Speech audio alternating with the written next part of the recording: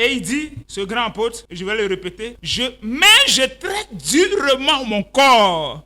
Et je le tiens assujetti. Il le traite durement. Et il le tient assujetti. Bien aimé, si tu ne tiens pas assujetti ton corps va t'amener à la dérive.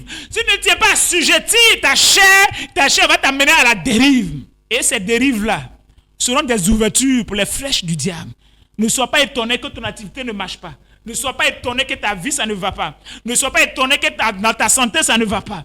Ne sois pas étonné que des années passent, la promesse de Dieu ne se réalise pas. La prophétie de Dieu ne se réalise pas. Le rêve de Dieu dans ta vie ne se réalise pas. Mais bien aimé, c'est parce que tu n'as pas traité durement ton corps. On a déjà vu ça. Joseph, c'est parce qu'il a traité durement son corps qu'il a fui devant la porte de la femme de Potiphar parce qu'il était détenteur d'un grand rêve. Joseph savait qu'il était détenteur d'un grand rêve. C'est pourquoi toutes les années qu'il a passées dans la maison de Potiphar, que sa femme a cherché à le séduire. Peut-être qu'il a vu la femme de Potiphar plusieurs fois nue, dans la nudité. Elle était sa patronne. Elle pouvait tout faire sur Joseph. Elle a tout fait. Ils étaient de la même maison. C'était pas facile. Non seulement elle est ta patronne, elle est belle. Et puis elle a tout le pouvoir sur toi. Mais si toi, tu ne traites pas durement ton corps, il y a longtemps, tu es rentré dedans. Il savait qu'il était détenteur d'un grand rêve. Et il a traité durement sa chair et son corps. Ça lui a fallu la prison. Mais il allait dans cette prison. C'est de cette prison que Dieu l'a élevé. Souverainement élevé. C'est de cette prison que Dieu l'a mis à la hauteur. Parce qu'il n'a pas voulu que la chair puisse le ramener en route. Il n'a pas voulu qu'il soit infiltré dans son corps et qu'il aille en victime résignée dans ce combat. Il devait sauver tout un peuple.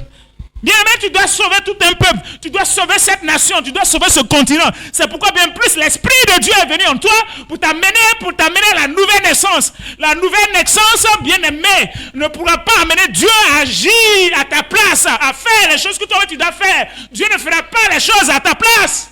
L'église de Dieu, Dieu ne va pas venir à ta place pour t'amener sur le trône de cette nation, pour être président de la République, pour être ministre, pour occuper un tel poste, pour envoyer la lumière dans cette nation, pour envoyer la lumière dans ce continent. Il ne viendra pas faire ça à ta place si tu ne te lèves pas. Bien aimé, vous ne devez plus considérer votre corps, votre chair. Vous devez l'offrir au Seigneur. Vous devez abandonner votre corps au Seigneur. Gloire à Jésus. Paul pouvait dire, si le grain de maïs, la graine qui tombe par terre, si elle ne meurt, elle ne peut pas devenir une nouvelle plante. Elle ne peut pas devenir une nouvelle plante. La plante, pour qu'elle, le germe, est la vie de la plante. Le germe est la vie de la plante. C'est le germe qui donne la plantule.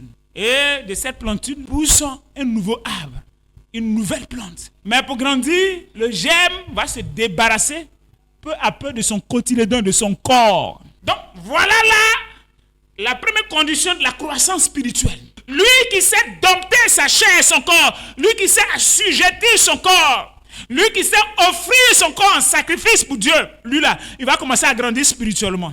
Lui là, il va commencer à voir des choses surnaturelles dans sa vie. À chaque niveau de sa croissance, tu vas subir, bien aimé, des événements surnaturels. Comme Paul. Il y a des événements surnaturels. Quand l'homme naturel va voir ça, il dit non, ça c'est pas possible, ça c'est Dieu. Mais lui là, c'est un Dieu. Pourquoi par moi ils ont appelé les Paul des dieux? Et Dieu dit, nous sommes des dieux. Les gens pensent que nous sommes des humains sur cette terre. Non, nous ne sommes pas des humains. Nous sommes des dieux dans un corps. Nous sommes des esprits marchant sur cette terre, des esprits choisis par Dieu et envoyés sur cette terre. Dieu nous a donné un corps pour pouvoir vivre selon sa volonté, pour marquer l'humanité.